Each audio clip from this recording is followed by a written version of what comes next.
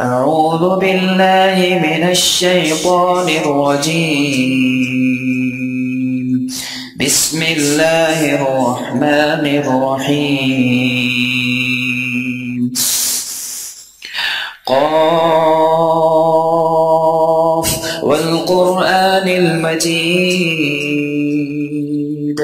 بل عجبوا أن جاءهم منذر منهم فقال الكافرون هذا شيء عجيب أإذا متنا وكنا ترابا ذلك رجع بعيد قد علمنا ما تنقص الأرض منهم وعندنا كتاب حفيظ بل كذبوا بالحق لما جاءهم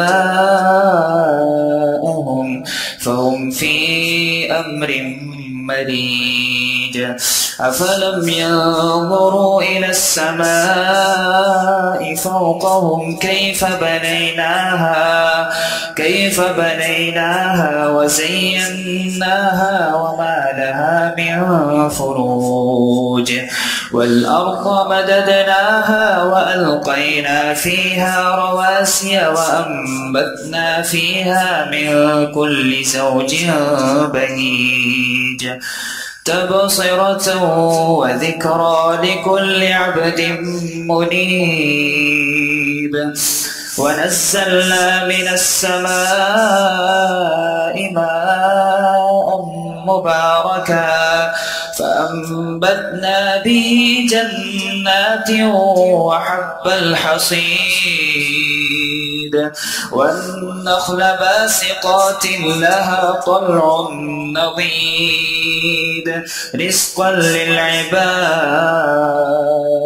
وأحيينا به بلدة ميتا كذلك الخروج كذبت قبلهم قوم نوح وأصحاب الرس وثمود وعاد وفرعون وإخوان لوط وأصحاب الأيكة وقوم تبع كل كذب الرسل فحق وعيد أفعينا بالخلق الأول بل هم في لبس من خلق جديد ولقد خلقنا الإنسان ونعلم ما توسوس به نفسه ونحن أقرب إليه من حبل الوريد إذ يتلقى المتلقيان عن اليمين وعن الشمال قعيد ما يلفظ من قول إلا لديه رقيب عتيد وجاءت سكرة الموت بالحق ذلك ما كنت منه تحيد ونفخ في الصور ذلك يوم الوعيد وجاءت كل نفس معها سائق وشهيد لقد كنت في غفلة من هذا فكشفنا عنك غطاءك فبصرك اليوم حديد وقال قرينه هذا ما لدي عتيد ألقيا في جهنم كل كفار عنيد مناع للخير معتد مريب الذي جعل مع الله إلها آخر فألقياه في العذاب الشديد قال قرينه ربنا ما أطغيته ولكن كان في ضلال بعيد قال لا تختصموا لدي وقد قدمت إليكم بالوعيد ما يبدل القول لدي وما أنا بظلام للعبيد صدق الله العظيم. بسم اللہ الرحمن الرحیم نحمده ونصلی ونسلم علی رسولہ الکریم. یہ بات چل رہی تھی کہ ہمارے معاملات، ہمارا کاروبار، ہماری کمائیاں، ہمارا پیسہ ہمارے لیے باعث راحت بنے، رحمت بنے، اس سے ہمیں حقیقی خوشیاں ملے، سکون ملے، اس کے لیے ہمیں کیا کرنا ہوگا. تو اس میں یہ بات عرض کی تھی کہ نیتیں درست کرنی ہوں گی، غلط نیتوں سے بہت بڑا وبال آتا ہے.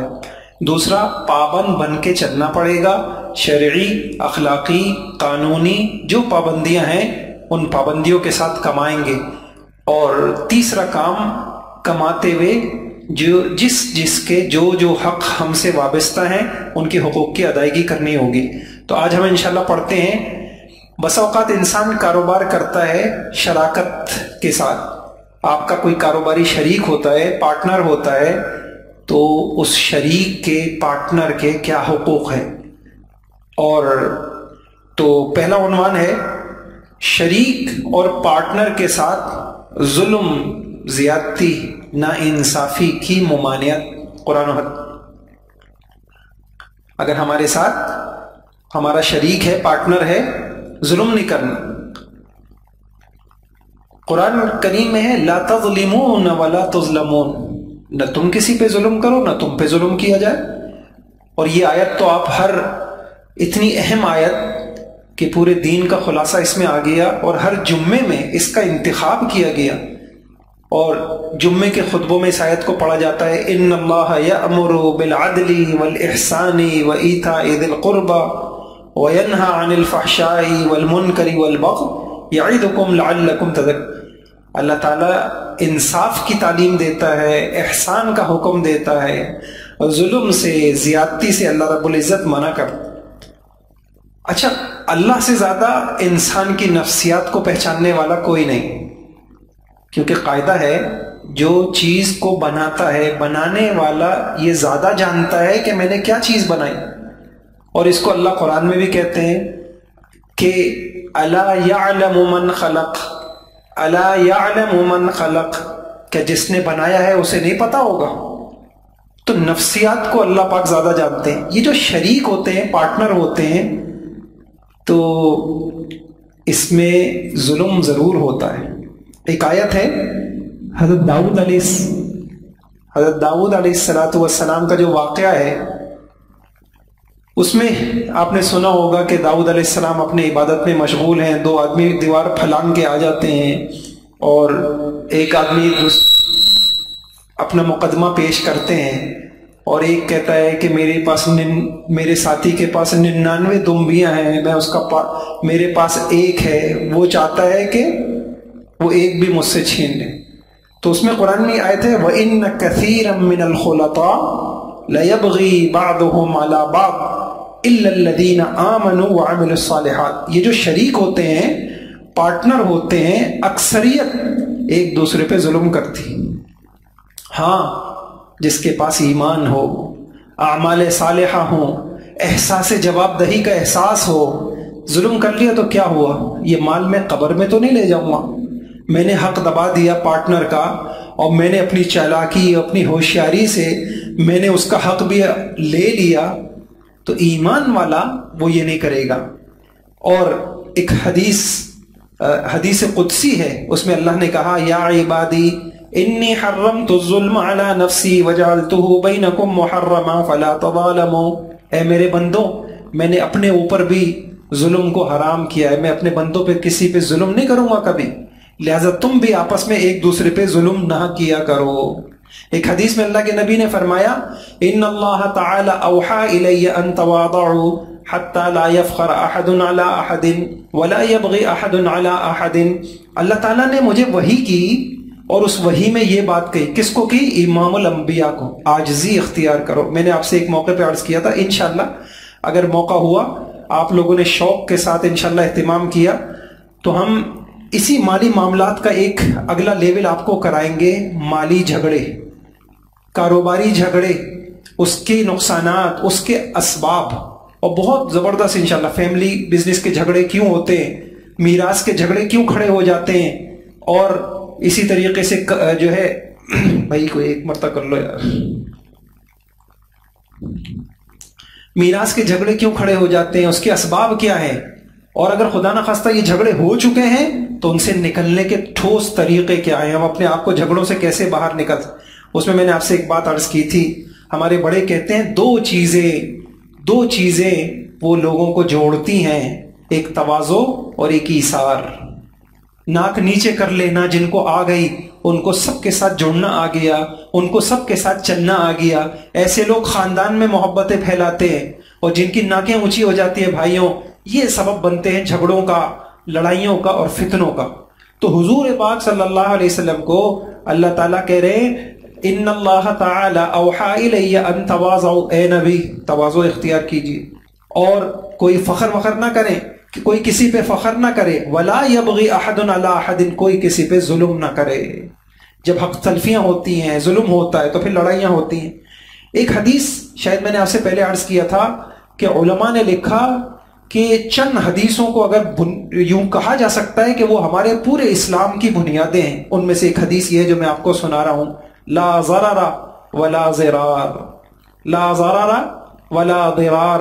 کسی کو نقصان نہ پہنچاؤ، نہ شروع میں پہنچاؤ، نہ بدلے میں نقصان پہنچاؤ. بدلے کی اجازت ہے لیکن بدلے میں ظلم کی اجازت نہیں ہے. کسی کو نقصان نہ پہنچاؤ، لا ضرر ولا ضرار. یہ دو جملے ہیں، یاد بھی کر لیں تو بہت اچھی بات ہے. لا ضرر ولا ضرار بڑے پیارے جملے ہیں.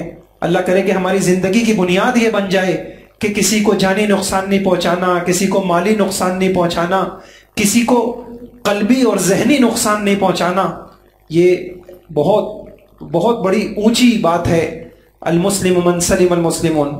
اچھا، ایک حدیث میں اللہ کے نبی نے فرمایا، خلاصہ عرض کرتا ہوں، الغزو غزوان. یہ جو پارٹنر اور شریک ہوتے ہیں یہ ساتھی بھی ہوتے ہیں. اور اتنی عجیب حدیث ہے، میں نے علماء اس کے سامنے بھی یہ بات رکھی کہ میری نگاہ میں دین کا کام کرنے والوں کے سامنے اس سے جامع کوئی حدیث نہیں. دین کے کام کرنے والوں کو کوئی بھی دین کی خدمت میں لگا ہوا ہو، اس سے جامع حدیث مجھے کہیں نہیں ملی. ساری ہدایت آ گئی اور ساری بات حضور نے بتا دی. کیا فرمایا؟ الغزو غزوان، جہاد کرنے والے. آپ اس کو یوں سمجھے، دین کی کوئی بھی محنت کرنے والے دو طرح کے ہوتے ہیں. فَأَمَّا مَنِ ابْتَغَى وَجْهَ اللَّهِ، نمبر ایک جن کی نیتیں اچھی ہوتی ہیں، اللہ کی رضا مقصود ہوتی ہے. ایک، وَأَطَاعَ الْإِمَامِ، امیر کی اطاعت کرتے ہیں. دو، وَأَنْفَقَ الْكَرِيمَ، اپنا جان مال اپنی صلاحیتیں خوب اللہ کے دین پہ لوٹاتے ہیں. تین، وَيَاسَرَ الشَّرِيكِ، اور اپنے ساتھ کام کرنے والوں کے ساتھ بھی ان کے معاملات، ان کے رویے اچھے ہوتے ہیں. جی ہاں، یہ نہیں کہ میں دین کے کام میں ابھر کے سامنے آؤں، لوگ مجھ سے جڑ جائیں. ذرا سا کوئی صلاحیتوں والا آ گیا تو ہمیں انسان کو اس سے جو ہے نا جلن پیدا ہو گئی، حسد پیدا ہو گیا، لوگ اس کی طرف رجوع کیوں کر رہے ہیں. نہیں، وَيَاسَرَ الشَّرِيكِ، ساتھیوں کے حق بھی ادا کیے. نمبر 5، وَاجْتَنَبَ الْفَسَادَ، فساد سے بچے. بس اوقات ایک انسان دین کا کام کر رہا ہوتا ہے، اس کو یہ تو یاد ہوتا ہے کہ میری ذات سے ماشاءاللہ اتنا کام ہوا، اتنا کام ہوا، اور اس کی ذات سے جتنا فساد ہوا، جتنے لوگ دین سے بیزار ہوئے، جتنے لوگ دین سے دور ہوئے، وہ اس کے سامنے نہیں ہوا. فرمایا جو یہ 5 کام کر لے دین کی کسی خدمت میں لگتا ہوا. پھر کیا فرمایا؟ فَإِنَّ نَوْمَهُ وَنَبْهَهُ أَجْرٌ كُلُّ، اس کا تو سونا بھی عبادت، اس کا جاگنا عبادت، اس کا سونا عبادت، اللہ پاک سب کچھ. کیوں؟ یہ شخص تو معلوم ہوا صرف دین کا کام کرنا نہیں، صفات کے ساتھ کام کرنا، اس میں اخلاص بھی ہو، اس میں امیر کی ذمہ دار کی اطاعت بھی ہو، اس میں اپنی تمام توانائیاں لگا دے، ترجیحات کیا ہو؟ دین کی خدمت ہو. یہ نہیں کہ اپنے آرام کا تقاضا آیا یا اپنا کوئی مفاد آیا تو دین کا کام پیچھے اور اپنا کام آگے، قربانی کے ساتھ، اور اس کے ساتھ ساتھ ساتھیوں کے ساتھ بھی معاملہ اچھا ہو اور دوسرے کسی قسم کی خرابی نہ مچائے۔ اسی کا الٹ لے لیجئے، اور جس نے دین کا کام کیا فخرن و ریان، نیتیں بھی خراب تھی اور ذمہ داری بھی پوری نہیں کی، امیر کی اطاعت بھی نہیں کی اور بگاڑ پیدا کیا۔ جب تک یہ نہیں جڑا تھا لوگ آپس میں متفق تھے، یہ دین کے کام میں آیا، اس کو اس سے کاٹا، اس کو اس سے لڑایا اور فساد مچا دیا۔ فرمایا ثواب کو تو دور کی بات ہے، فَإِنَّهُ لَمْ يَرْجِعْ بِالْكَفَافِ، اگر یہ برابر سرابر بھی چھوٹ جائے تو بڑی بات ہے، اس کو اللہ ثواب کا ذرہ نہ دے، اس کو عذاب بھی نہ ہو تو بھی بڑی بات ہے۔ کتنی خوفناک بات، اس سے زیادہ مجھے کوئی جامع حدیث نہ ملی، سارے معاملات اللہ کے نبی نے بتا دی۔ اس میں جو ایک لفظ فرمایا وَيَاسَرَ الشَّرِيكِ، ساتھ کام کرنے والوں کی رعایت، ساتھیوں کی رعایت، ساتھیوں کا احترام، ساتھیوں یعنی دیکھیں دو طرح کے ساتھی، کچھ کمزور ہوتے ہیں، کچھ صلاحیتوں والے ہوتے ہیں۔ بعض اوقات کمزور بہت پہلے سے کام کر رہا ہوتا ہے، صلاحیت والے آتے ہیں وہ بڑھ جاتے ہیں، ایسے ہی آپ کے ساتھ بھی ہوتا ہے، کاروبار میں بھی ہوتا ہے، صلاحیت والے آئے اور انہوں نے چند سالوں کے اندر ہی ماشاءاللہ بہت ترقی شروع کر دی، اب یہ ساتھی ہے، اس سے جلنا نہیں ہے، اس کی صلاحیتوں سے اس کی ٹانگیں نہیں کھینچنی، اور جو ہے نا، اور یعنی ہم وہی عرض کیا میں نے کہ سہارا بنے۔ کسی نے کہا لوگ جنازے کو چار آدمی کندھا دیتے ہیں، اگر اور زندگی کے اندر ایک آدمی بھی کندھا دے دے کسی کو، ایک آدمی بھی کسی کا حوصلہ بڑھا دے، ایک آدمی بھی کسی کی تعاون کر دے تو زندگی لوگوں کی آسان ہو جائے۔ تو زندگی کے اندر تو ٹانگیں کھینچتے ہیں اور زندگی کے اندر تو جو ہے کندھا نہیں بنتے، اور مرنے کے بعد جو ہے کندھا دیتے ہیں۔ اللہ پاک ہم سب کو ایسا ظرف دے دے، اللہ ہم سب کو ایسا سمجھ دے دے، ایسا سینے میں وسعت اللہ ہمیں دے دے، اتنا اخلاص دے دے کہ ہم لوگوں کے لیے کندھا دینے والے بنے، ان کی حوصلہ کرنے والے بنے، ان کا حوصلہ بڑھانے والے۔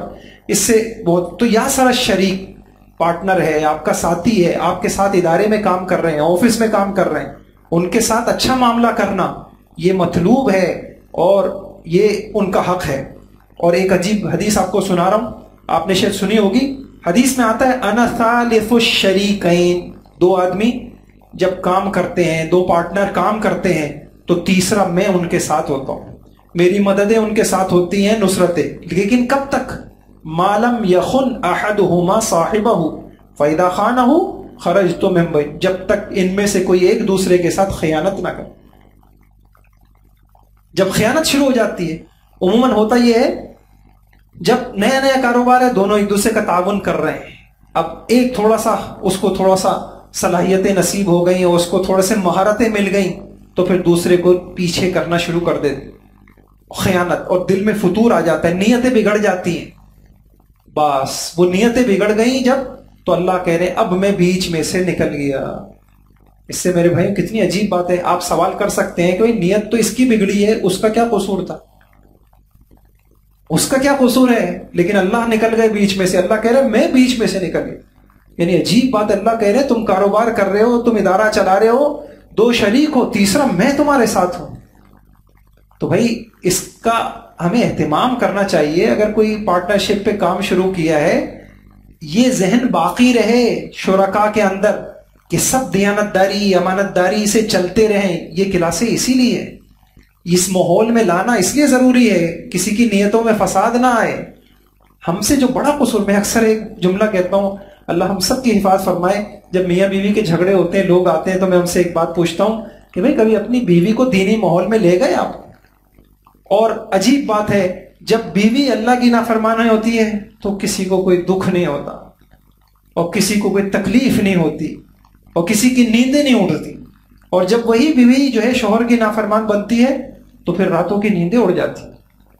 تو ہمیں یہ کرنا پڑے گا، یہ یعنی ہم اپنے کاروبار میں، ابھی ہم سیالکوٹ سے ہو کے آئے، ماشاءاللہ علماء نے یہ اگر ہم نے نہیں کیا، ہم اپنے کاروباری نقصان نہ سمجھیں، ہم اپنے کاروبار میں وقت نکالیں، 10 منٹ نکال سکتے ہیں، 15 منٹ نکال سکتے ہیں، ہفتے میں 1 دن نکال سکتے ہیں، اپنے عملے کو جمع کریں، یہ باتیں سنائیں یا علماء کی خدمتیں لیں، اس سے بہتری آئے۔ ہم سیالکوٹ گئے، وہاں علماء ماشاءاللہ کام کر رہے ہیں، بڑی بڑی فیکٹریاں، وہ کیا کرتے ہیں، ان کی جو لیبر ہے، انہوں نے کہا بھائی 10-20 منٹ تو آپ کی لیبر چائے پینے میں گزار دیتی ہے، آپ وقت نکالیں ان کے لیے، ہم ان کو انشاءاللہ دین سکھائیں گے. اللہ علماء کو جزائے خیر دے، انبیاء کے وارث ہیں، ان کو اور کیا چاہیے.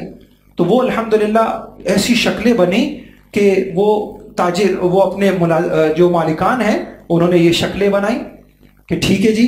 اب وہ 10-15 منٹ میں ان کا کلمہ درست کرایا، نمازیں درست کرائیں، اور ان کے یہ امانت داری، دیانت داری، سچائی، اور یہ برکت کیسے آئے گی مال میں، اس سے بہت فرق پڑ گیا الحمدللہ. تو آپ سے گزارش کروں گا اس کو ہم اپنے کاروبار کا نقصان نہ سمجھیں، ورنہ دیکھیے ایک کی نیت بگڑے گی بھگتنا سب کو پڑے گا.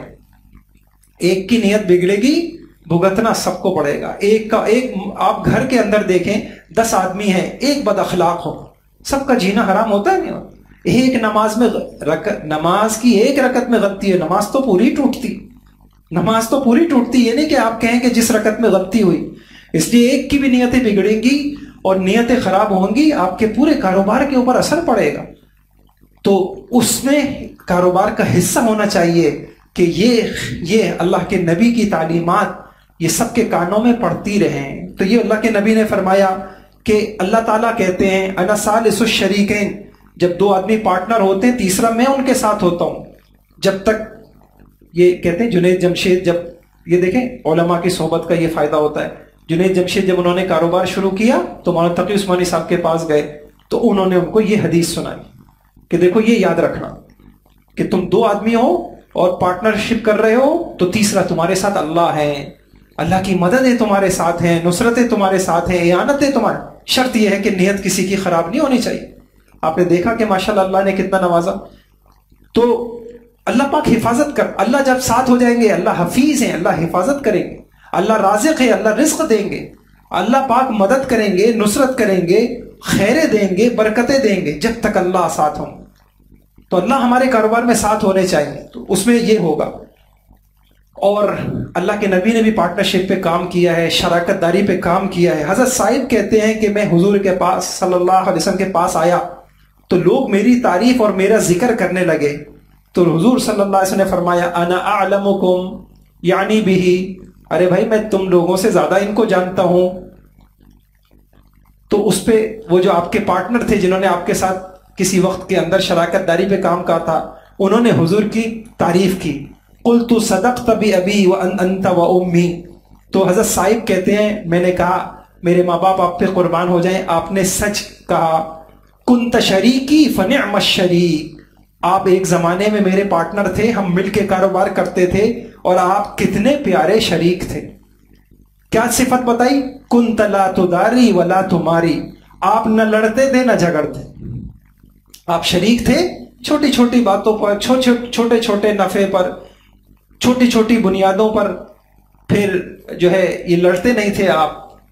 تو یہ اللہ کے نبی. بہرحال یہ میں نے قرآن حدیث سے آپ کو یہ بتایا کہ شریک کا بھی حق ہے، اور اگر ہم اس کو لکھ لیا آپ نے، شریک کا حق کیا ہے؟ ظلم نہ کرنا. اب ظلم کی شکلیں ہمارے معاشرے میں، ظلم کی شکلیں کیا ہیں؟ پارٹنر پہ کیسے ظلم کرتا ہے؟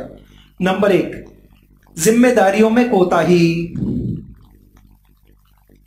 ذمہ داریوں میں کوتاہی. بھائی جب ایک آدمی بھی اکٹھے کاروبار شریک کر رہے ہیں، بھائی آپ کی یہ ذمہ داریاں ہوں گی، میری ذمہ داریاں یہ ہوں گی، وہ ایک معاہدہ ہو جاتا ہے.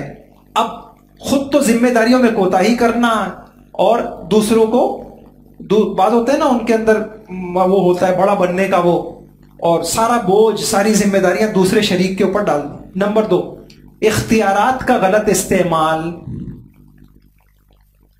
جب بعض لوگ سادے ہوتے ہیں، بعض ہوشیار ہوتے ہیں، دونوں نے اکٹھے کاروبار جو ہے شراکت داری کے ساتھ شروع کیا، ایک صاحب نے سارے اختیارات، سارا کنٹرول خود سنبھال لیا، دوسرے کو بے دخل کر دیا.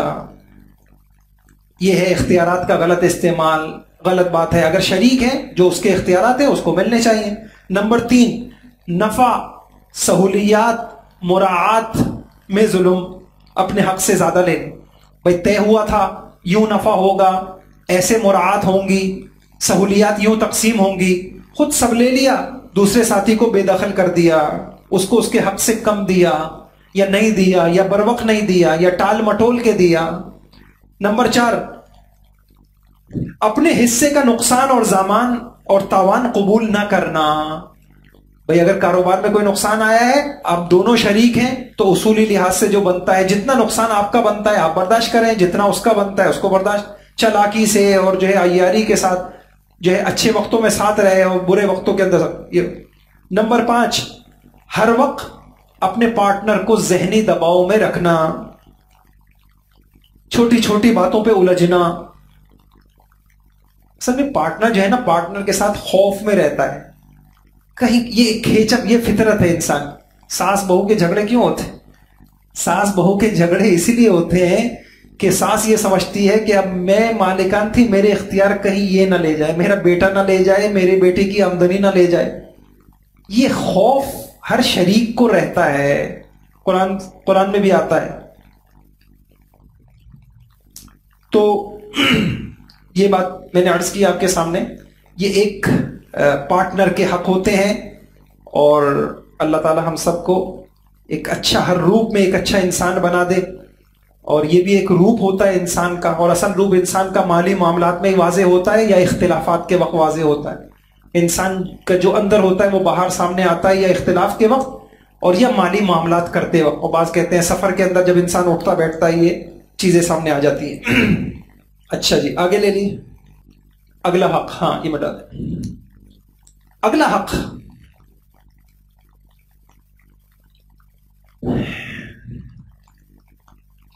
کاروباری پڑوسی۔ ایک پڑوسی وہ ہے، پڑوسی کہتے کس کو ہے؟ کاروباری پڑوسی کے حقوق۔ علماء نے تعریف کی ہے، پڑوسی کے حکم میں ہر وہ شخص داخل ہے جو وہ شخص بھی داخل ہے جو کسی ادارے یا کسی مارکیٹ میں اکٹھے کام یا کاروبار کرتے ہوں، اکٹھے کاروبار کرتے ہوں۔ آپ کی دکان ہے، برابر میں کسی اور کی دکان ہے، یہ جو کام آپ کر رہے ہیں، آپ جیسا کام کوئی اور بھی کر رہا ہے، وہ آپ کا پڑوسی ہے۔ مسلمان ہو، غیر مسلم ہو، شہری ہو، دیہاتی ہو، اپنا ہو، پرایا ہو۔ بعض نے پڑوسی کی تعریف کی ہے، پڑوسی صرف برابر والے کو نہیں کہتے، وہ سب لوگ جو کسی ایک مسجد میں نماز پڑھتے ہوں وہ سب پڑوسی ہیں۔ تو بہرحال یہ میں نے آپ کے سامنے پڑوسی کی تعریف کر دی۔ تو پڑوسی، آپ ایک آفس میں کام کر رہے ہیں تو جو آپ کے ساتھ کام کر رہے ہیں وہ بھی آپ کا پڑوسی۔ اب پڑوسی کے جو حقوق شریعت کی تعلیمات ہیں، پڑوسی کے ساتھ حسن سلوک کی تاکید ہے۔ نمبر 1، حضور پاک صلی اللہ علیہ وسلم نے فرمایا، ما زال جبرائیل یوصینی بالجار حتی ظننت انہ سیورثہ۔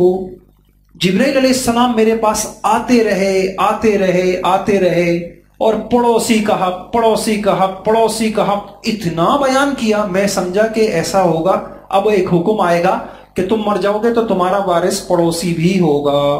ایک حدیث میں اللہ کے نبی حجۃ الوداع کے موقع پہ فرمایا، اوصیکم بالجار حتی اکثر فقلت انہ لیورثہ۔ میں نے تمہیں پڑوسیوں کے ساتھ حسن سلوک کی وصیت کی کرتا ہوں، اور یہ بات آپ نے اتنی دفعہ فرمائی، راوی کہتے ہیں مجھے یہ گمان ہونے لگا کہ اب حضور یہ کہیں گے کہ پڑوسی تمہارا مال کا وارث بھی بنے گا۔ نمبر 2، برے پڑوسی سے آپ صلی اللہ علیہ وسلم اللہ کی پناہ مانگتے تھے۔ اللہ نہ کرے کہ ہمارا شمار ایسوں سے ہو کہ جن سے اللہ کے نبی پناہ مانگتے تھے، جن سے پناہ مانگنے کا حکم ہے۔ اللہم انی اعوذ بک من جار السوء فی دار المقامہ فإن جار البادیۃ یتحول۔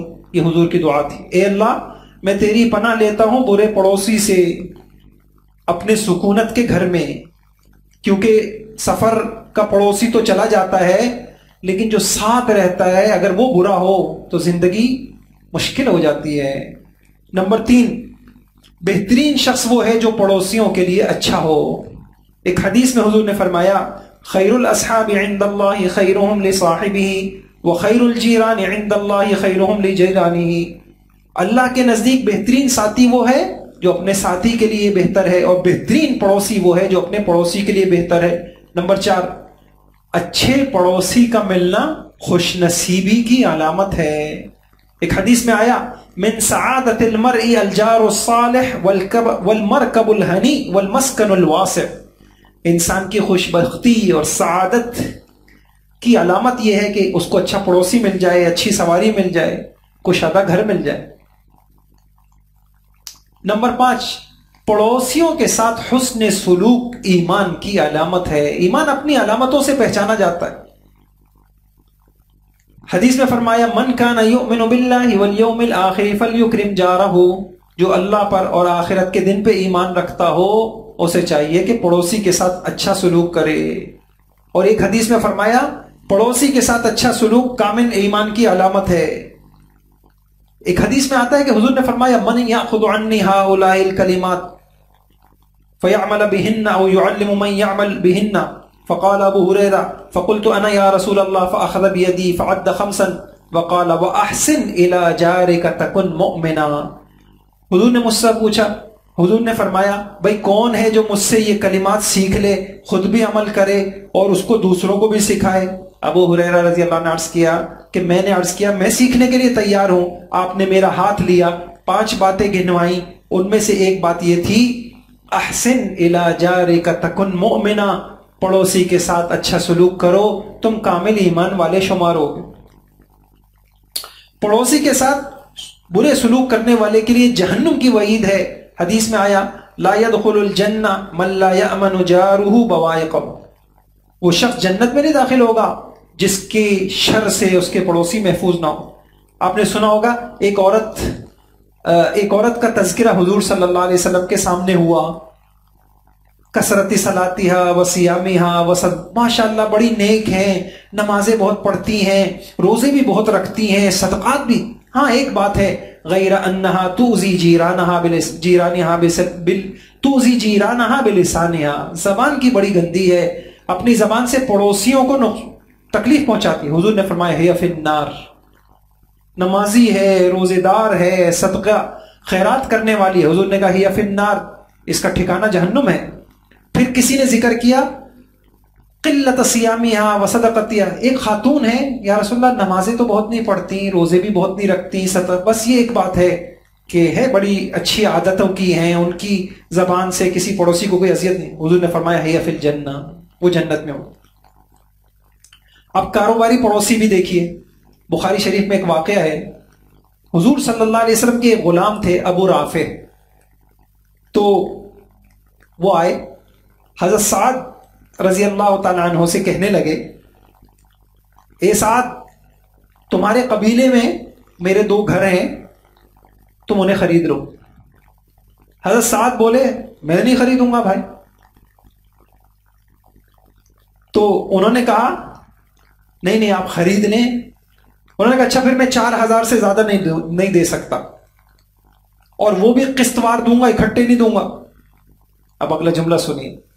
تو حضور کے جو غلام تھے ابو رافع، انہوں نے فرمایا مجھے ان گھروں کے، تم تو درہم دو گے، چاندی کے ہوتے ہیں، مجھے ان کے 500 دینار مل رہے ہیں. کیا صحابہ تھے، بہت زیادہ قیمت مل رہی ہے مجھے، لیکن میں نے پھر بھی نہیں بیچا. کیوں؟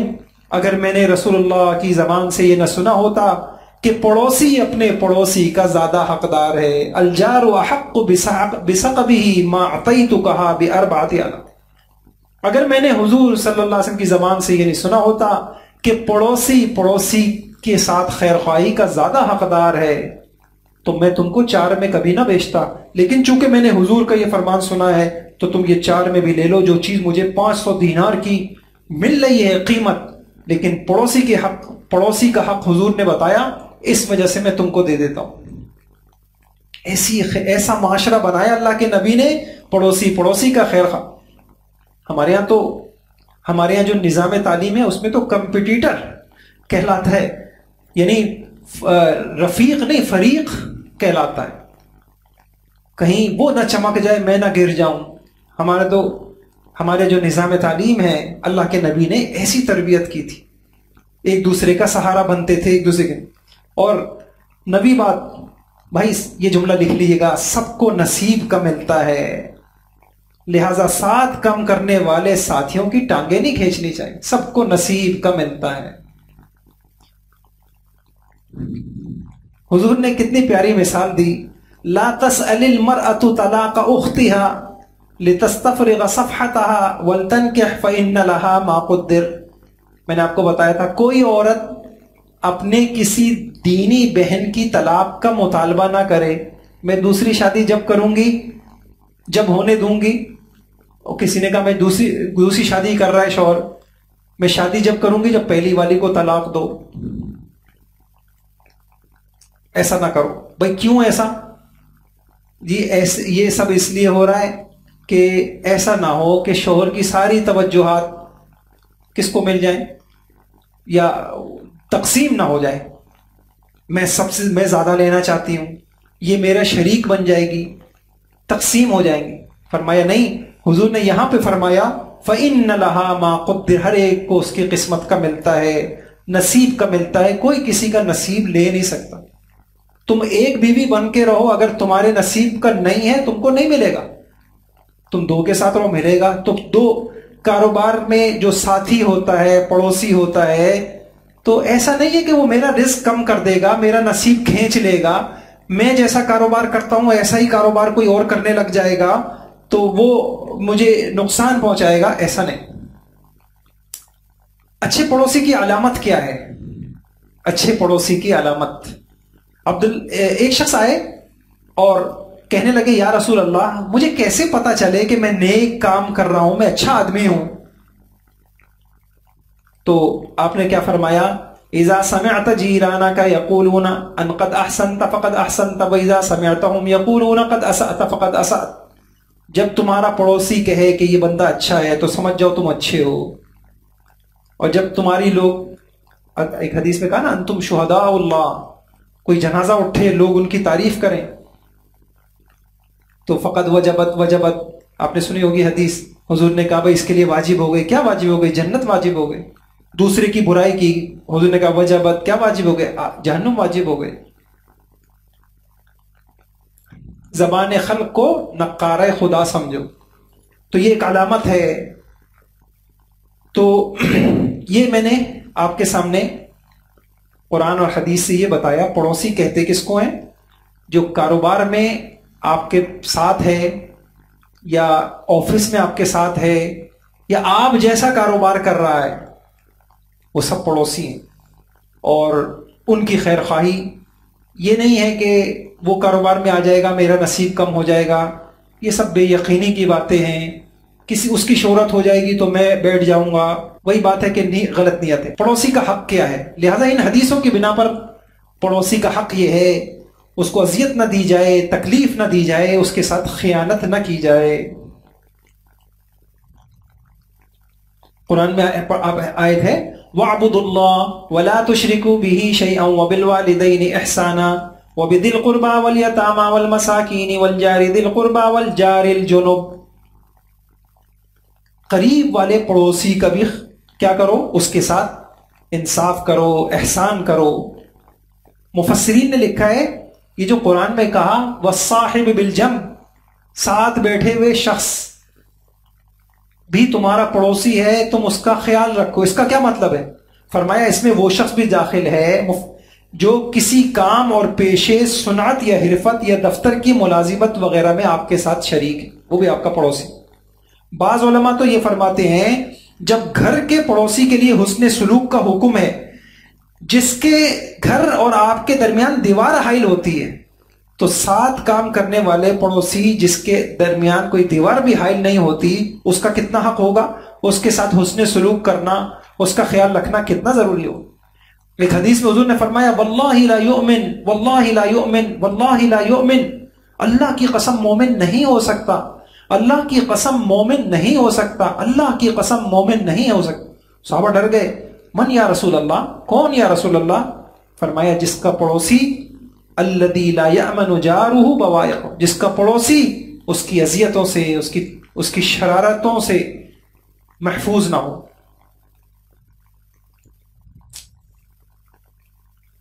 یہ 3 مرتبہ قسم کھا کے اللہ کے نبی نے فرمایا.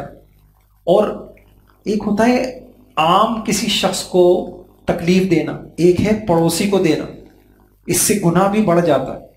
ایک حدیث میں حضور نے فرمایا لَأَن يَسْرِقَ الرَّجُلُ مِنْ عَشَرَةِ أَبْيَاتٍ أَيْسَرُ عَلَيْهِ مِنْ أَن يَسْرِقَ من، ایک آدمی 10 چوریاں کر لے، وہ 10 چوریاں، اور دوسری طرف کوئی آدمی اپنے پڑوسی کے ساتھ خیانت کرے، اس 10 سے زیادہ اس کو گناہ ہو۔ ایسے ہی ایک جگہ حضور نے فرمایا لَأَن يَزْنِيَ الرَّجُلُ بِعَشَرَةٍ، خدا نہ خواستہ کوئی زنا کرے اور بہت کرے، اور ایک ہے پڑوسی سے کرے تو عذاب کے اندر یہ بڑھ جائے گا۔ اس کے حق، جس کا حق زیادہ ہوتا ہے اس کو اذیت، جیسے ماں باپ کے حق زیادہ ہیں تو ان کو اذیت دینا، تکلیف دینا، علماء کا حق زیادہ ہے تو ان کو اذیت دینا، تکلیف دینا، اس کا عذاب بھی بہت بڑھ جاتا ہے۔ ایک شخص نبی کریم صلی اللہ علیہ وسلم کے پاس آیا، اپنے پڑوسی کی شکایت کی، حضور نے فرمایا اذهب فاصبر، جاؤ بھائی صبر کرو۔ فاتاہ مرتين، پھر آئے تو پھر حضور صلی اللہ علیہ وسلم نے فرمایا فطرح متاعک فی الطریق، اچھا ایسا کرو اپنا سارا سامان نکال کے باہر گلی میں رکھ دو۔ جب انہوں نے اس طریقے سے کیا، اب جو بھی گزرتا حیران ہوتا ہے، یہ سب باہر صوفے پڑے ہوئے ہیں اور جو فرنیچر پڑا ہوا ہے، بھائی کیا ہو گیا؟ تو فجعل الناس يسألونه فيخبرهم خبره، یہ آپ کی حکمت۔ اب لوگ وہ کہتے ہیں بھائی کیا کر، جینے نہیں دے رہا یہ پڑوسی، اس کی وجہ سے میں نے ایسا کیا۔ اب لوگ اس کے اوپر لعن تان کرتے، بد دعائیں دیتے، اللہ اس کے ساتھ ایسا کرے، فعل اللہ به وفعل فجاء الیہ، وہ آیا اس کے آگے ہاتھ جوڑ کے کہتا ہے ارجع لا ترى منی شیئا تکرہ، بھائی خدا کے واسطے یہ سامان اندر گھر میں رکھ لو، اب میں آئندہ تمہیں کوئی تکلیف نہیں دوں۔ 9ویں صدی کی کتاب ہے، 9ویں صدی کون سی چل رہی ہے؟ 14 9ویں صدی میں بہت بڑے ایک اللہ والے گزرے ہیں اور عجیب کتاب ہے۔ انہوں نے اپنی کتاب کو اس طرح سے، اس کا نام ہے ہم سے عہد لیا گیا ہے، تو ہر کوئی مضمون انہوں نے یہاں سے شروع کیا ہے، ہم سے عہد لیا گیا۔ تو یہ جو انسان کے کاروباری پڑوسی ہوتے ہیں، ساتھ کام کرنے والے ہوتے ہیں، انہوں نے اس زمانے میں کیسی قیمتی نصیحتیں کی، میں وہ آپ کے سامنے آپ کو سناتا ہوں۔ فرمایا ہم سے عہد لیا گیا، یعنی اللہ والوں نے ہم سے عہد لیا ہے۔ وہ بہت اونچی کتاب ہے، حضرت تھانوی رحمہ اللہ نے اس کا ترجمہ کروایا، اتنی قیمتی کتاب۔ فرمایا ہم سے عہد لیا گیا ہے اللہ والوں نے کہ اپنے تجارت پیشہ دوستوں کو ہم یہ سمجھائیں، یہ حکم دیں کہ وہ بازار میں اپنے پڑوسیوں کے ساتھ مروت کا، ادب کا لحاظ رکھیں، اور ظالم تاجروں کا طریقہ اختیار نہ کریں۔ کیا طریقہ؟ کہ سستے سودے پر اس طرح نہ لپکیں جیسے شکاری درندہ شکار پر دوڑتا ہے، اور اپنے غریب ہمسایوں کو خالی ہاتھ چھوڑ دیں کہ وہ حسرت کی نگاہوں سے تکتے رہیں۔ مارکیٹ میں بیٹھے ہیں، ایک کو کھانے کو بھی نہیں مل رہا، اور آپ بس جو چیز آ جائے بس سارا نفع میرا پیٹ بھر جائے۔ فرمایا یہ ظالم درندہ، ظالم شکاری ایسا کرتا ہے۔ ہمیں اللہ والوں نے یہ کہا ہے اگر کوئی آپ سے بیعت ہے، کوئی آپ کی بات سنتا ہے تو تاجروں کو یہ بات سمجھائیں کہ بھئی ظالم نہ بنو، اپنے جس مارکیٹ میں بیٹھے ہو تو کسی کا ہاتھ سنبھالو، کسی کے لیے کندھا بن جاؤ، کسی کو حوصلہ دو، کسی کا خیال کرو، بھوکے نہ بنو۔ پھر فرمایا اور یہ فرمایا پھر ترا یہ کہ تاجر ایسی حرکت کے بعد فائدے اور منافع حاصل کر کے اس وقت بھاگ جاتے ہیں جب بازار پر کوئی تاوان آ جاتا ہے، یعنی نفع میں تو سارا خود لے لیا، جب تاوان آیا بیچارہ غریب برداشت کرے گا، مصیبتیں غریب برداشت کرے گا، اور ان مصیبتوں کے لیے غریب تاجروں کو چھوڑ جاتے ہیں، حالانکہ ان کے لیے مناسب یہ تھا جس طرح فائدہ حاصل کرنے میں سب سے آگے تھے، تاوان کی رقم بھی سب سے پہلے ادا کرے۔ پھر فرمایا یاد رکھو جو لوگ ایسے وقت میں بھاگ جاتے ہیں اور جرمانہ ادا کرنے اور تاوان اور ٹیکس ادا کرنے میں غریبوں کے ساتھ شریک نہیں ہوتے، اللہ تعالیٰ بسا اوقات ان کے مال پر کوئی دوسری آفت اور دوسری مصیبت ڈال دیتا ہے۔ کبھی مال چوری ہوتا ہے، کبھی آگ لگتی ہے، کبھی قرضدار قرض سے انکار کرتے ہیں، کہیں رقم دبا لیتا ہے، کہیں رقم ڈوب جاتی۔ تو اگر کسی وقت کوئی اس کا مال ظلمن چھین لے یا قرض وغیرہ لے کر انکار کر دے یا رقم دبا لے تو اپنے سوا کسی کو ملامت نہ کرے کہ تم نے بھی تو اپنے بھائی کے ساتھ، اپنے پڑوسی کے ساتھ ایسا ہی ظلم کیا تھا، کیونکہ یہ مصیبت تم نے اپنے ہاتھوں سر لی۔ اللہ تعالیٰ اپنے بندے کی اس وقت مدد کرتے ہیں جب وہ اپنے بھائی مسلمان کی مدد کرتا ہے۔ 9ویں صدی میں یہ لکھ کے گئے، 9ویں صدی میں۔ اس وقت کے تاجروں کا حال انہوں نے دیکھا ہوگا، آج کا حال دیکھتے تو تو اللہ پاک ہم سب کی حفاظت فرمائے۔ ایک حدیث میں اللہ کے نبی نے بڑا پیارا فرمان ہے، لیس المؤمن الذی یشبع وجارہ جائع، وہ شخص کیا مسلمان ہے، وہ کیا اس کا ایمان ہے کہ خود پیٹ بھر کے کھائے اور اس کا پڑوسی بھوکا ہو۔ آپ کا کاروبار چمک رہا ہے، چل رہا ہے، کچھ سہارا بنو ساتھی کے کام میں۔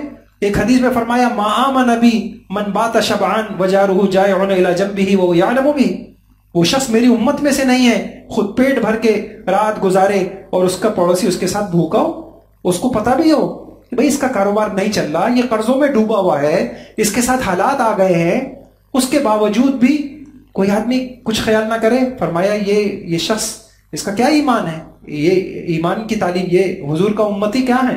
متقی عثمانی صاحب نے 1966 میں مکہ مکرمہ کہنے لگے عمرے کے لیے میں گیا، تو وہاں کے ایک صاحب نے وہاں کے حالات، اللہ وہاں کے حالات بہتر کرے، اور حالات بتائے جو، تو اس میں یہ کہا کہ عجیب منظر ہے، اذان ہوتی ہے، دکانیں کھلی چھوڑ کے لوگ چلے جاتے ہیں، بس کپڑا ڈال کے نماز کو چل دیے، کوئی چوری کا خطرہ نہیں۔ پھر ایک بات کہی، کہنے لگے اس سے بھی عجیب بات میں آپ کو بتاؤں، کہنے لگے ایک مرتبہ اسی بازار میں ایک دکان والے کے پاس میں کپڑا خریدنے گیا، تو میں نے عجیب حالت دیکھی، میں نے کپڑا لیا، پسند کیا، اس نے کپڑا دکھایا، کپڑا پسند ہو گیا، بھاؤ تاؤ طے ہوئے، سب کچھ طے ہو گیا۔ پھر وہ مجھ سے پوچھتا ہے کہ بھئی آپ کو کپڑا یہ پسند ہے؟ میں نے کہا ہاں۔ اتنے میں آپ خرید لیں گے؟ ہاں خرید لیں گے۔ اچھا آپ ایسا کریے، یہ وہ دکان ہے نا وہاں سے خرید۔ کہنے لگے میں اڑ گیا، بھئی کیا مطلب، وہ آپ کی دکان ہے؟ کہا نہیں میری نہیں ہے۔ کہا پھر کیا مطلب، میں آپ سے سودا میں آپ سے کر رہا ہوں، میں نے آپ کی اتنی، میں نے کپڑا آپ سے پسند کیا ہے، بھاؤ تاؤ آپ سے لگایا ہے۔ اس نے کہا میں صبح سے بیٹھا ہوں، اب تک آپ 8ویں گاہک ہیں، میرے بھائی کے پاس ابھی ایک گاہک بھی نہیں آیا، آپ وہاں سے جا کے دے۔ یہ تھی اسلام کی وہ تعلیم۔ کتابیں لکھی ہیں کہ اس قسم کی جب تجارت ہوتی تھی غیر مسلم مسلمان ہوتے تھے، اور اس قسم کی جب مالیات ہوتے تو یعنی سکون ہی سکون ہوتا تھا۔ جب سب کے خیر خواہ ہوں گے پھر یہ تھوڑی ہوگا۔ کہتے ہیں دمشق میں ایک بازار تھا سوق مناخلیہ، قدیم، بعض مورخین کو 1800 سال پرانا بازار لکھا ہے۔ کہتے ہیں کہ وہاں بازار والے لوگ ایک گھرانے کی طرح رہتے تھے، اور ان کا ایک عمل بہت عام تھا۔ جب لوگ صبح دکانیں کھولتے تو جب پہلا گاہک کسی دکاندار سے کوئی چیز خرید لیتا تو وہ دوسرے گاہک کو اس وقت تک چیز فروخت نہیں کرتا جب تک کہ وہ پڑوسی دکاندار سے کوئی چیز نہ خرید لے، کہ بھائی میری تو ابتدا ہو چکی ہے، اوپننگ ہو چکی ہے، تم جاؤ پہلے میرے بھائی سے جو ہے نا کچھ خریدو تاکہ اس کی بھی ابتدا ہو جائے۔ اور ایک واقعہ یہ بھی ہمیں ملتا ہے کہ ایک برطانوی ایک شخص بڑا بزنس مینجمنٹ اور یہ سب کچھ پڑھا، وہ جو ہے مکہ مکرمہ آیا اور وہ کسی بڑی فیکٹری اور کے اندر جو ہے وہ مینیجر لگ گیا۔ تو کہنے لگے میں بطور مینیجر اپنی خدمت انجام دے رہا تھا، تو ایک دم میں نے دیکھا کہ جو سپر اسٹور تھا میں جس میں خدمت انجام دے رہا تھا، ایک نیا سپر اسٹور یہاں کھل رہا ہے۔ تو جیسے مینیجر ہوتے ہیں، جو تعلیم میں نے سیکھی تھی، کہنے لگا میں نے تو یہی تعلیم سیکھی تھی کہ اپنے مد مقابل کو، کمپٹیٹر کو نیچا دکھانا ہے، آگے بڑھنے نہیں دینا، ہمیں تو یہ تعلیم تھی۔ تو میں نے اس تعلیم کی روح سے میں نے اپنے باس کو پوری رپورٹ پیش کی کہ دیکھیں جی یہ یوں آ گئے ہیں، ابھی تک آپ تھے، آپ کا سپر اسٹور تھا، اب یہ نیا سپر اسٹور کھل گیا ہے، ہماری سیل پہ اثر پڑے گا اور یوں ہوگا۔ لیکن وہ اچھا صحبت یافتہ تھا، اس نے کیا کہا، اس نے اس کی بات کو نظر انداز کیا، کہا وہ اپنا کام شروع کر رہے ہیں، ان کی چائے پانی کا خیال رکھو، نئے نئے آئے ہیں، ان کی رہنمائی کرو، مدد کرو، وہ اپنا رزق اپنے ساتھ لائے ہیں، ہمارا رزق ہمارے ساتھ ہے، اپنے لکھے رزق میں ہم میں 1 ریال کا اضافہ نہیں کر سکتے اگر اللہ چاہے، اور نئے اسٹور والوں کے رزق میں ہم 1 ریال کم نہیں کر سکتے اگر اللہ چاہے، تو کیوں نہ ہم بھی اجر کمائیں اور مارکیٹ میں نئے آنے والے تاجر کو بھی خوش آمدید کہیں اور ایک خوشگوار فضا قائم۔ لکھ لیں، یہ میں نے عرض کیا۔ کاروباری پڑوسی، اب چاہے آپ کے آفس میں ساتھ کام کرنے والے ہیں، ان کو اذیت دینے کی، ان کے ساتھ خیانت کی شکلیں کیا ہے؟ ہم نے کاروباریوں سے پوچھا، کہنے لگے ہمارے یہاں ایک اصطلاح ہوتی ہے گاہک گندا کرنا، کسی کا گاہک توڑنا، اور پیچھے میں نے شاید آپ کو بتایا تھا، مخالف کمپنی کو نقصان پہنچانے کے لیے ہیڈ ہنٹنگ کرنا، فلاں کا بندہ وہاں سے اٹھوا لیا، تم ہمارے یہاں آ جاؤ، وہاں سے جاب چھوڑ دو. مقصد صرف یہ ہے کہ کسی طریقے سے ان کے پاس اچھا بندہ نہ ہو، وہ ترقی نہ کرنے پائیں. یہ ہے پڑوسی کے ساتھ ظلم کرنے کی شکل. کسی کا گاہک خراب کر دیا، نہیں ان کے پاس صحیح مال تھوڑی ہے، وہ جس اپنی سیل کرنے کے لیے کچھ بھی کہہ دیا. نمبر 2، کاروباری پڑوسی کو اپنا حریف اور فریق اور کمپٹیٹر مقابل سمجھ کر اس سے حسد کرنا، مقابلہ بازی کرنا، حالانکہ رزق اللہ کی طرف سے مقدر ہے کہ کوئی کسی کا رزق نہ گھٹا سکتا ہے نہ بڑھا سکتا ہے. نمبر 3، میں نے کاروباریوں سے پوچھا، بھائی آپ یہاں بنس روڈ کے تھے یا کہاں کے، کہ بھائی کیا مسائل ہوتے ہیں آپ کو، کیا پریشانی ہوتی ہے؟ کہہ رہے دکان کے باہر سامان اس ترتیب سے رکھنا کہ پڑوسی کی دکان چھپ جائے. بس اپنا سامان اتنا وہ کر دیا، وہ لگا دیا، اپنا نفع سامنے، اپنا فائدہ سامنے، دوسرے کو کچھ نہ. نمبر 4، صفائی یا کر کے کچرا یا پڑوسی کی دکان کے سامنے ڈال دینا. پھر انہوں نے یہ بتایا کہ ایک یہ بھی شکل ہوتی ہے ہمارے کاروبار میں، جب سیزن کا وقت ہوتا ہے تو بڑی مکروہ اور مذموم کوششیں کرتے ہیں کہ آپ کا ایک ملازم ہے ماشاءاللہ اچھا سیلز مین ہے، اچھا کام کرتا ہے، تو سیزن کے وقت چونکہ ملازم چاہیے ہوتے ہیں تو ایک دوسرے کے ملازم کو توڑنے کی کوشش کرتے ہیں. اس کا بندہ ہمارے پاس آ جائے، وہاں سے ختم کر دے. آپ نے پیچھے ہم نے انشاءاللہ حق جو پڑھے تھے آپ کو یاد ہوں گے، کسی کی سودے پہ سودا کرنا، کسی کے بھاؤ پہ بھاؤ لگانا، اللہ کے نبی نے اس سے منع کیا. اور نمبر 6، اپنے پڑوسی کی مصنوعات پروڈکٹ کی برائیاں بیان کرنا. نمبر 7، اپنے پڑوسی کے سپلائر کو مال سپلائی کرنے سے منع کرنا. نمبر 8، اس کے سودے میں مداخلت کرنا.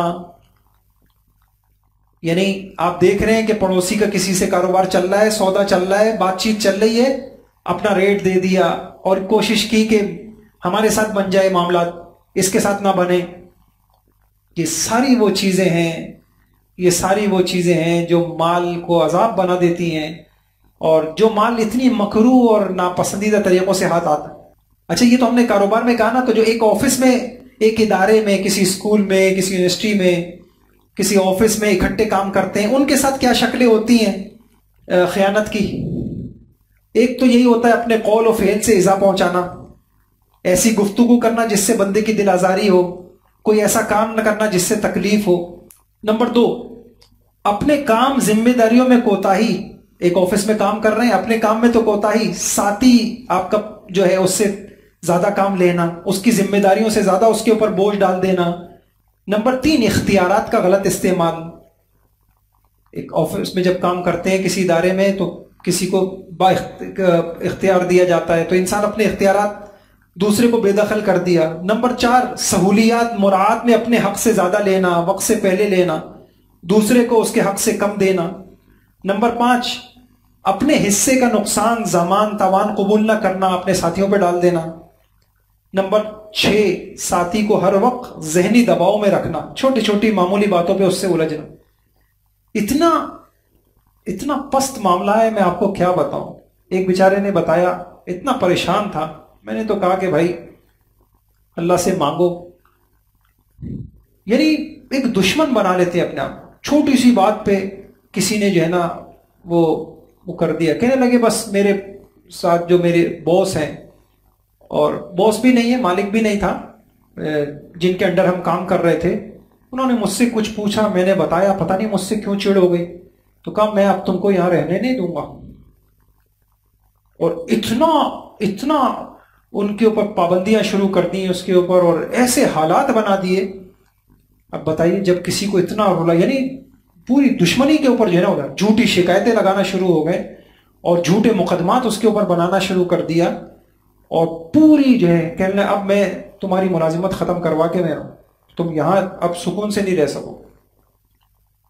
ایسے کتنے حالات ہوتے ہیں کہ کسی کی وجہ سے ایک ذہنی دباؤ کے اندر انسان زندگی گزار رہا ہوتا ہے، طرح طرح سے اس کو تنگ کیا جا رہا. اللہ تعالی ہم سب کی حفاظت فرمائے. اور ہے وقت، کوشش یہ تھی کہ آج ختم کر لیتے ہیں، اور لیکن اہم باتیں ہیں کچھ. الحمدللہ ایک حصہ آپ کا ختم ہوا کہ جس وقت ہم کاروبار کرتے ہیں یا ملازمت کرتے ہیں تو براہ راست جو ہم پر حقوق لازم ہوتے ہیں، تو آپ کے سامنے الحمدللہ بات آئی کسٹمر کے کیا حق ہیں، فروخت کنندہ کے کیا حق ہیں، مالکان کے کیا حق ہیں، ملازمین کے کیا حق ہیں، پارٹنر اور شریک کے کیا حق ہیں، پڑوسی کے کیا حق ہیں. لیکن میں نے آپ سے عرض کیا تھا جس وقت ہم کما رہے ہوتے ہیں، ہم کسی بیوی کے شوہر بھی تو ہوتے ہیں، ہم ماں باپ کے بیٹے بھی تو ہوتے ہیں، اور ہمارے کچھ رشتہ دار بھی تو ہوتے ہیں، ان کے کیا حق ہیں. اور عموماً ہم کمائی کے دوران ان کے حق میں کہاں کہاں ظلم کر رہے ہوتے. اگر میں ابھی پڑھاؤں گا تو جلدی صحیح نہیں ہو سکے گا، ایک اس کی الگ کر لیں گے، اور بہت ضروری ہے. بلکہ ایک کام کریے گا، یہ پرچہ اگر نکلوا کے دے دیں، اس کو بھر کے لے کے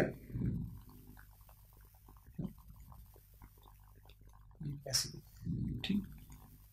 چل اگلی نشست میں ایک پرچہ بھی دیں گے انشاءاللہ. والدین کے حقوق سامنے آئیں گے، بیوی کے حق سامنے آئیں گے، بچوں کے حق سامنے آئیں گے، اور آخر میں بس ایک حق رہ گیا ہے، اپنی ذات کا حق. سچ بات ہے کہ کسی کو نہیں پتا کہ ہم، یہ جان ہماری تو نہیں ہے. ان لنفسک علیک حق، ہمارے اپنے کیا حق ہیں ہمارے اوپر.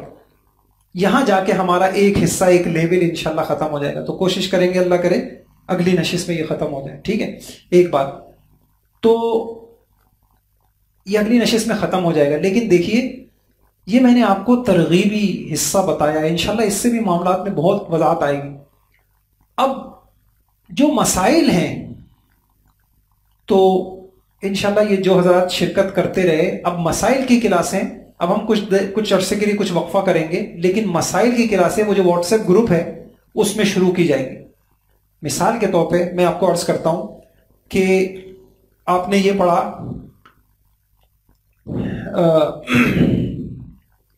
آپ نے یہ بات پڑھی کہ غلط بیانی تو خیار عیب کیا ہوتا ہے، اور اگر کسی کے ساتھ غلط بیانی ہو جائے تو کیا احکام. آپ نے بے مضطر پڑھی، کسی کی مجبوری سے فائدہ نہ اٹھانا، اس قسم کی بے کا کیا حکم ہے، کسی کے پاس اس قسم کا مال آ گیا. اور خاص طور سے ایک بہت اہم مسئلہ ہے جس سے آپ کے بڑے مسئلے حل ہوں گے، کہ ہم نے ایک حق پڑھا تھا کہ مضر اشیاء فروخت نہ کرنا.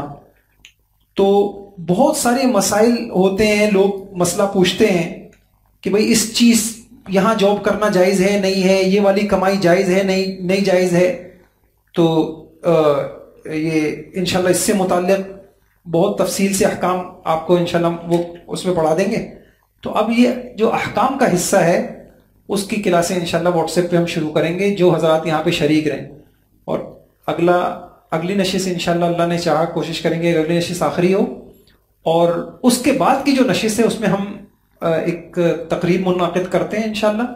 اور آپ سے ایک گزارش یہ ہے کہ ماشاءاللہ آپ توجہ کے ساتھ آئے، سنا، آپ کے سامنے ایک زندگی سامنے آئی، ایک تعلیمات نورانی پاکیزہ تعلیمات پاکیزہ ماحول میں سامنے آئیں. اور اللہ کی ذات سے امید ہے جو کارگزاریاں ہمارے سامنے آ رہی ہیں، بہت سو نے اپنے معاملات کو درست کرنا بھی شروع کر دیا، اور ظلم سے نکل کر انصاف احسان آنا شروع کر دیا. اپنی پالیسیوں پہ نظر ثانی کی لوگ آ کے ہم کو بتاتے رہے. تو اس میں اب آپ سے گزارش یہ ہے کہ آپ بھرپور جو ہے نا ساتھیوں کو لے کے آئیں. ہم کسی اللہ والوں کو، کسی بزرگ کو بھی انشاءاللہ بلائیں گے، اور یہ جو علم سیکھا ہے اس کی ایک دعا کروا لیں گے انشاءاللہ. اور کچھ وقت کے لیے پھر ہم وقفہ کریں گے، اس کا اگلے لیول کا اعلان بعد میں کریں گے. یہ سمجھ میں آ گیا. تو اس میں اس نشست میں آپ زیادہ سے زیادہ لوگوں کو لے کے آئیے گا. اس سے انشاءاللہ یوں کریں گے کہ یہی جو کورس آپ نے پڑھا ان کی رجسٹریشن شروع کر کے اگلی کلاس انشاءاللہ شروع کر دیں گے ان کے لیے. تو ان کے لیے تو یہ جو لیول 1 ہے وہ شروع ہو جائے گا. آپ کے لیول 1 میں جو مسائل کا حصہ ہے وہ ہم گروپ میں انشاءاللہ شروع کر رہے ہیں. بہت اہتمام سے آپ کو سنیے گا، بہت مسائل آپ کے سامنے آئیں گے، مسائل کا حصہ سامنے آئے گا. اور اگلا جو لیول اس طریقے سے آپ کریں گے اس کا اعلان پھر انشاءاللہ بعد میں کریں. ٹھیک ہے انشاءاللہ.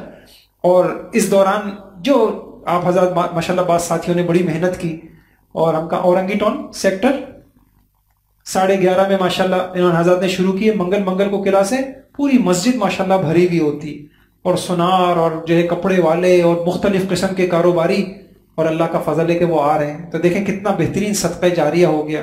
تو آپ حضرت سے بھی گزارش یہ ہے کہ یہ علم جو سکھا دے، جیسے ابھی آپ نے حدیث پڑھی نا، ایک حضور نے فرمایا کون ہے جو مجھ سے سیکھ لے اور دوسروں کو سکھا دے یا دوسروں کو سکھا دے.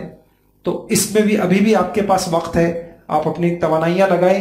یہاں جو نشست ہو رہی ہے اگلی، اس میں آپ کی وساطت سے زیادہ لوگ شریک ہو جائیں. اور جو میں نے عرض کیا، آپ اپنے دائرے اختیار میں اور کہاں کس شکل میں کام شروع کر سکتے ہیں، اس کے لیے آپ مشورہ کر لیں، اور کوئی بات ہم سے پوچھنی ہو پوچھ لیں، انشاءاللہ ہم تیار ہیں اس کے لیے. ہاں، جن حضرات کی پوری 10 کلاسیں ہوئی ہیں وہ اپنا دفتر میں نام لکھوا دیں، ان کے لیے سرٹیفکیٹ بھی انشاءاللہ ہے بزرگوں کے ہاتھ سے، اس کی ترتیب بھی ہم بنائیں گے. میں نے پہلے بھی عرض کیا تھا کہ دیکھیں پوری بات سامنے آئے گی، اور اس علم کی کتنی بڑی ضرورت ہے، کتنا پاکیزہ اور نورانی علم ہے، کتنا منفی سوچوں کو بدل دینے والا علم ہے، اور کتنا باعث ہے. جو کہتے ہیں پریشان وہی لوگ ہیں جو اندر سے دوسروں کے خیر خواہ نہیں ہیں. انسان دوسروں کے لیے خیر خواہ بن جائے، اس کے لیے پھر سارے خیر خواہ بن جاتے ہیں. دوسروں کے لیے جو لوگ اچھا سوچتے ہیں ان کے لیے سب اچھا سوچتے ہیں. اللہ ہم کو اس کی، تو جن کی کلاسیں پوری ہوئی ہیں، ایک رہ گئی آپ کی، آپ پھر ایسا کریں، جن کی رہ گئی یا تو پھر وہ ترتیب بنائیں، اس کو سنیں، اس کی ترتیب بنائیں. چلیں جن کی 1-2 جو رہ گئی ہیں وہ بھی اپنا نام لکھوائیں، اور ان کے ساتھ طے کر لیں کہ ہمیں اس کا تکرار کرا دیا جائے، وہ کلاس ہماری لے لی جائے. ٹھیک ہے انشاءاللہ. دعا کر لیتے پھر بیٹھ. سبحان اللہ و بحمدہ، سبحان اللہ العظیم، اللہم صلی وسلم علی نبینا محمد. اے اللہ ہم سب کو علم نافع عطا فرما. اے اللہ وہ علم جو ہمیں دنیا میں کام آئے، جو ہمیں قبر میں کام آئے، یا اللہ جو دنیا بھی ہماری سنوار دے، یا اللہ دنیا میں بھی ہمارے لیے باعث راحت بنے، برکت بنے. اے اللہ ایسا علم نافع ہمیں عطا فرما. اے اللہ وہی کے علم سے بڑھ کے کوئی علم ہو نہیں سکتا. یہ وہ پاکیزہ علم ہے جس کے لیے تو نے اپنے نبی کے سینے کا انتخاب کیا تھا.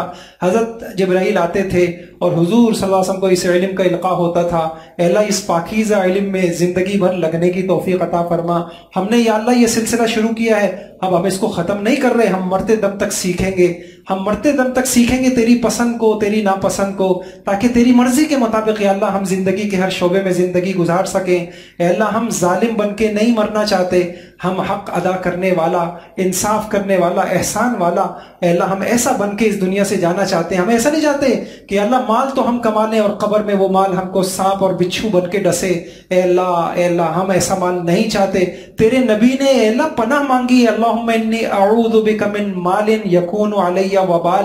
اے اللہ میں پناہ چاہتا ہوں ایسے مال سے جو میرے لیے وبال بنے. اے اللہ ہم ایسا مال نہیں چاہتے، ہم بابرکت چاہتے ہیں، جس مال سے یا اللہ برکتیں ہمارے گھروں میں آئیں، ہمارے گھروں میں خوشیاں آئیں، جو مال ہم رشتوں کو جوڑ دے، محبتیں پیدا کر دے، ایسا مال ہم چاہتے ہیں. اس کے لیے اللہ ہم سیکھیں گے، مرتے دم تک سیکھیں گے. ہمیں اس کی ہمت نصیب فرما، توفیق نصیب فرما. کسی بے ادبی اور ناقدری کی وجہ سے اللہ تو ہمیں محروم نہ فرما. اے اللہ جتنے بھائی انہوں نے سیکھنے کے لیے آئے، یا اللہ ان کے کاروباروں میں برکت نصیب فرما، سکون والی زندگی نصیب فرما، عافیت والی زندگی نصیب فرما. ان کی نسلوں کو یا اللہ قبول فرما. آمین. وصلی اللہ تعالی.